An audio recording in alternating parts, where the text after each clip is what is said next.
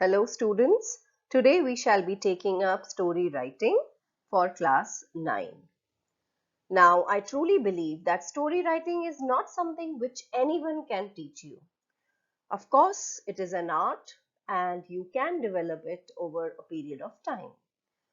Yes, it is not rocket science. You all can write a good short story, and according to class 9 syllabus, you don't have to write more than 150 to 200 words. So it is very simple. Let us see how. All right.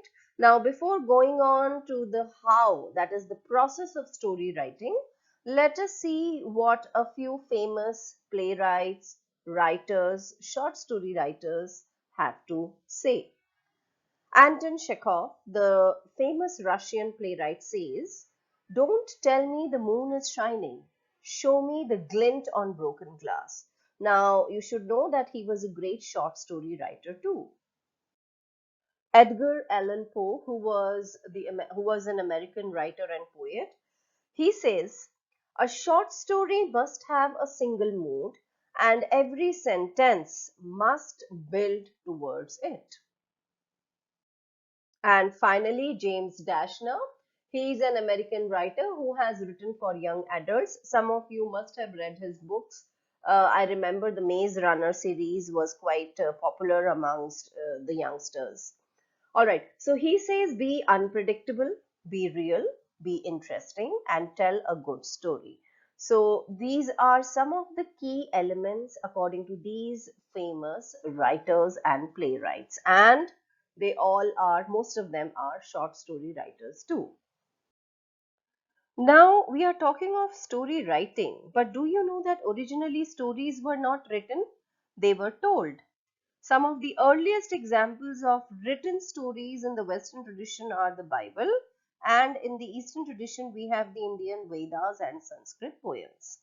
If we talk of Oxford Dictionary, it defines story as an account of imaginary or real people and events which are told for entertainment, or an account of past events in someone's life or in the development of something. Now, interesting stories, students, definitely captivate us, and we read them till the end. So, my dear children, just look around. Is there a place or a person without a story? Now, even our names, yes, even our names have a story, an interesting one. Yes, go ask your folks and they will definitely narrate some interesting tales to you. So by now you would have understood that story writing is an art and everyone can master it. As I just told you in the beginning, that it is not rocket science. Yes, it is an art which you all can develop, which you all can master over a period of time. Now, next we come to another important question. Why are stories needed? What is the purpose of writing a story? Well, a good storyteller or a good story writer will always have an edge over others. He will always have an advantage over others. How? A well-told story has the power, children, to bring about a positive change in the behavior of a person.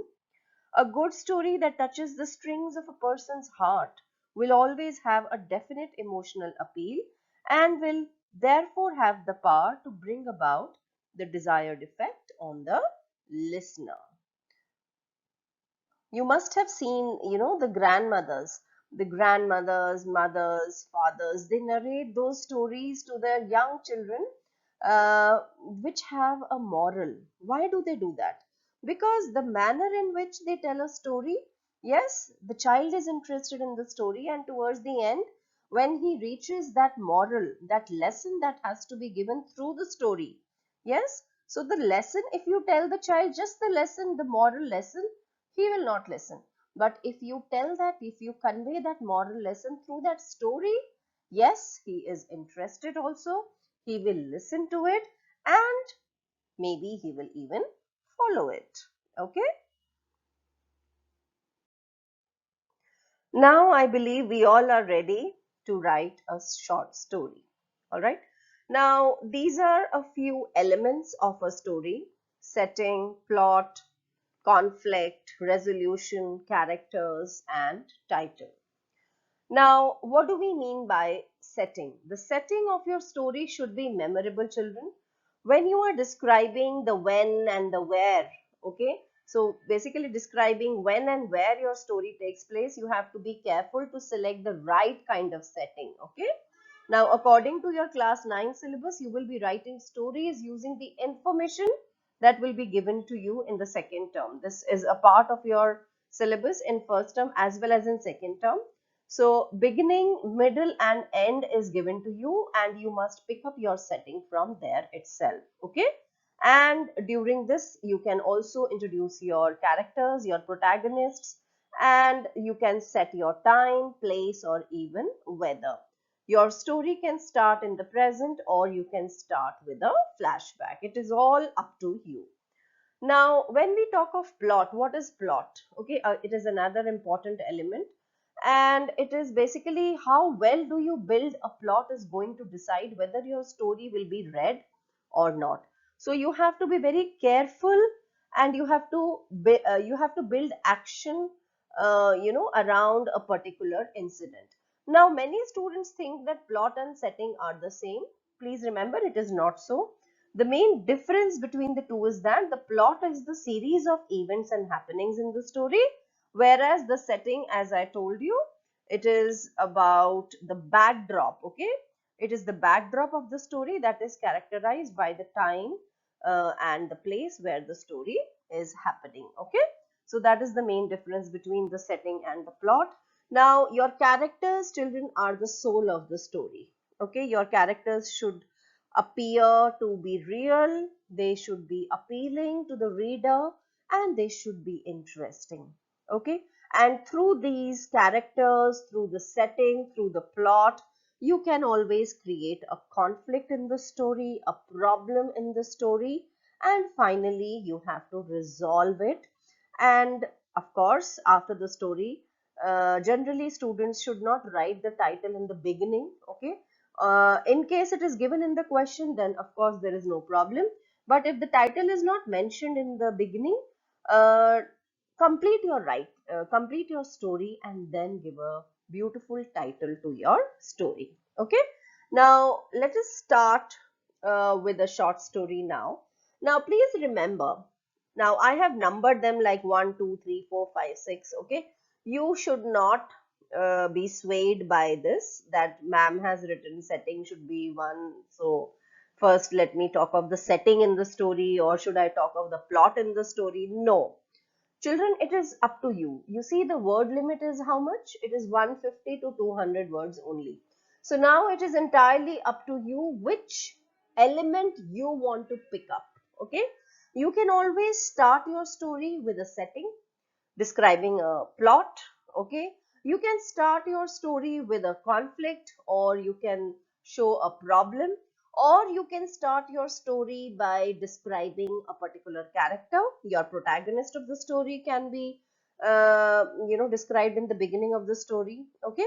So there are numerous ways. Okay. As many elements are there, as many ways are there. Okay. So there is no set rule. Please remember, there is no set rule. There is only one rule. You are going to set your own rules. All right. So set your own rules, write your own short stories. Each person has a way, it has a personal individualized way of writing. Okay. You only know what is your way, what suits you, and what are you comfortable with. So just go ahead with that. All right. Now I'll be taking up different ways and different examples just to clarify the point which I'm trying to make here. Gustav Freytag's pyramid. Okay, now this is important when we are doing story writing. So it is extremely important that we know what is this pyramid. So this will give you a clear sense of what makes a strong and compelling story. Most of the stories, children, follow this simple pattern. And as I just said, this was developed by the novelist Gustav Freytag in the 19th century. And there are mainly 5 key stages of a story. from the point when it starts and till the point it finishes. So these are, as you can see, exposition is there, the rising action, then you have the climax, then you have the falling action, and then the resolution, or we also call it denouement. Okay, denouement is basically nothing but the resolution. So don't get confused. So let us talk of all these points one by one. So exposition, what is it? Basically, according to this pyramid, the story starts with the exposition, wherein you have your setting and introduction of the character. You define your setting, you explain to the reader what is your setting, introduce your character, and you have to use this particular part to basically captivate your reader. Okay. Then comes the rising action. This is going to explore the story's conflict till its climax. Okay, so this past shows problematic situations. For example, there can be a fight between your protagonist and antagonist. Some new circumstances, events, situations can crop up. Some characters can complicate the matter further. Okay, since we are talking from the point of view of a short story, it is better that you stick to just one conflict. Okay, and in other short stories, especially children, if you are not talking of just exam point of view and you are fond of writing, okay, so your short stories can go up to even 2000 words. If you have read Jeffrey Archer's short stories, you would know that. Okay, so now next comes the climax. So what is the climax? Basically here, when the conflict in your story reaches its peak, that is the climax. You can also call it the turning point of your story. Now once the climax has been attained, the falling action has to happen. Okay, it is important. In falling action, what do we talk of? We talk of the aftermath. Okay, what is going to happen now, next, after the climax. So here we have to tie up all the loose ends and you have to push the story forward towards a solution or resolution. Okay. Then finally we comes to the last part of the pyramid, that is denouement or resolution. This is expressed in the story's closing scene. Your story, your conflict, your resolution. Okay, children. So it will vary from story to story. So don't worry at all. Now, from the point of view of this pyramid, if I talk to you about some well-known stories, there are many, but I thought I'll just take up one. For instance, I'm planning to give you an example of The Princess and the Pea, which is by Hans Christian Andersen. Okay, so you all must have done this in your junior school. Now, the story is basically about a prince. He is looking for a real princess. So the conflict has been introduced in the beginning itself. He is not able to find a real princess. All right. So the rising action now will talk of how on one rainy night a princess comes to his palace and says that I am a real princess. Now the declaration of the queen, or the decision of the queen, basically to find out whether the princess is a real one or not, that is going to be the climax. The falling action would be when princess is not able to sleep because of that pea which has been kept under her bedding. And finally the resolution, because she was not able to sleep, they decide that yes, they have found a real princess. So this is how you take up this pyramid. With the help of this pyramid, you construct your story. This is extremely important. Please remember this. Okay, I hope you all are looking forward to your story writing sessions, and happy story writing to all of you. Thank you for watching. In my last concluding slide, I have just given a few short stories for you all to read. Thank you once again.